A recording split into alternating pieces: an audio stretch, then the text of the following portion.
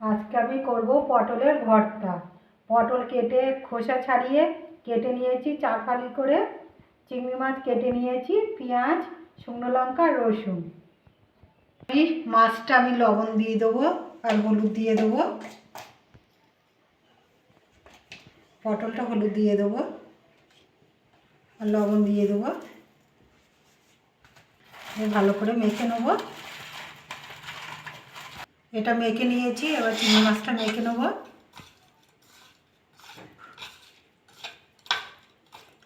মাখা হয়ে গেছে, আমি এবার গ্যাসটা জ্বেলে নেব। গ্যাসটা জ্বেলে কড়াটা বসিয়ে দিয়েছি। কড়াটা গরম হয়ে গেছে, আমি এবার সর্ষের তেল দিয়ে দেবো। তেলটা গরম হয়ে গেছে, একটু লবণ দিয়ে দেবো, শুকনো লঙ্কা ভেজে নেবো।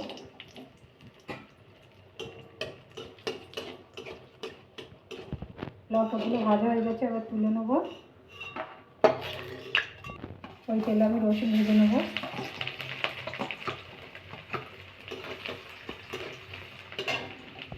রসুনটা অল্প ভেজে নিয়েছি, ওর মধ্যে আমি পেঁয়াজগুলো দিয়ে দেবো। দিয়ে ভালো করে ভেজে দেবো।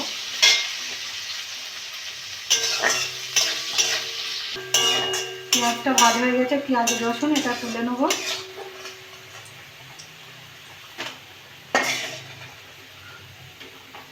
পেঁয়াজটা তুলে নিয়েছি, ওই তেলে আমি চিংড়ি মাছগুলো ভেজে নেব।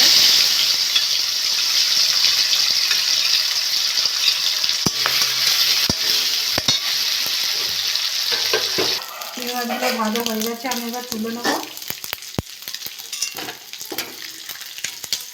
চিংড়ি মাছগুলো সব তুলে নিয়েছি, কড়াতে একটু সরষের তেল দিয়ে দেবো। তেলটা গরম হয়ে গেছে, পটলগুলো ভেজে নেব।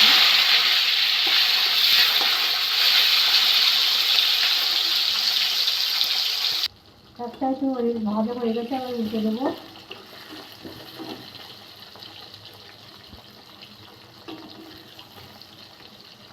পটলগুলো ভাজা হয়ে গেছে, আমি এবার তুলে নেব।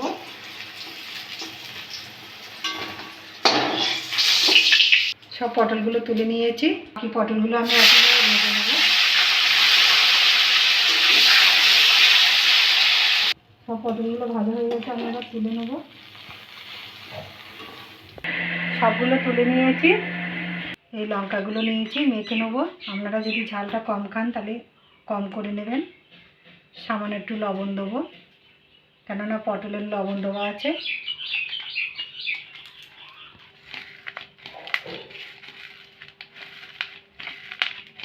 সব লঙ্কাগুলো মেখে নিয়েছি, আমি পটলগুলো মাখাবো।